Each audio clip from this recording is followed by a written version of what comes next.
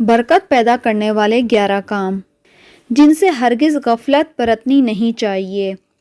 Number 1، پاکیزہ گفتگو۔ جس کسی گھر میں برکت ڈالنے والے اسبابوں میں سے یہ ایک اہم سبب گھر والوں کا آپس میں پاکیزہ گفتگو، مثبت الفاظ کا تبادلہ، نیک اخلاقی اور نفسیاتی تعاون کرنا ہے۔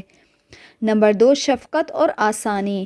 نبی پاک صلی اللہ علیہ وآلہ وسلم کے فرامین میں سے ایک فرمان یہ بھی ہے کہ شفقت اور نرمی کسی بھی چیز کو خوبصورت بنا دیتی ہے۔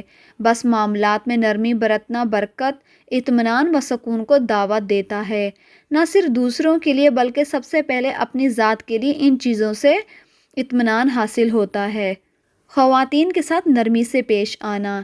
گھر کی خواتین کے ساتھ نرمی سے پیش آنا بھی رزق، برکت اور زندگی میں نیکی کے کاموں کی توفیق ملنے والے اسباب میں سے ایک اہم سبب ہے۔ اس لیے عورت ہی ہر گھر کے نظام کو چلانے کا ایک بنیادی ستون ہے جس پر اس گھر کا نظام کھڑا ہے، لہٰذا اس کے ساتھ نرم رویہ اور اس کے ساتھ جذبات کی رعایت کو رکھنا سعادت اور جملہ خیز حاصل کرنے کا ذریعہ ہے۔ باہمی احترام۔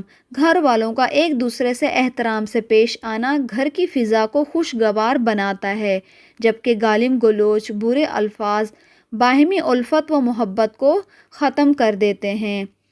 اللہ کا ذکر اور نماز گھر کو اور گھر میں رہنے والوں کو بابرکت بنا دینے والی چیزوں میں سے ہیں۔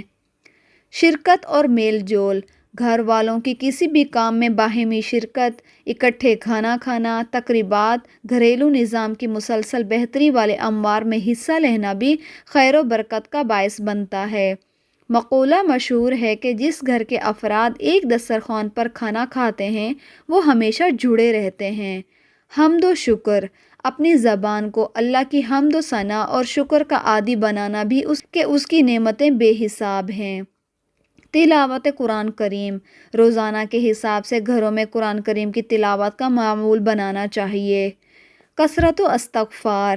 استغفار کی کثرت اور اس پر قائم رہنا، نیز صغیرہ اور کبیرہ گناہوں سے اجتناب کرنے سے بھی رزق میں برکت ہوتی ہے۔ والدین کے ساتھ فرما برداری اور صلہ رحمی۔ یہ دو ایسی صفات ہیں جو اللہ تعالیٰ سے براہ راست ملاتی ہیں۔ حلال رزق کے حصول کی کوشش اور حرام سے مکمل اجتناب کرنا۔ اس لیے برکت حلال اور پاکیزہ مال میں چھپی ہوئی ہے۔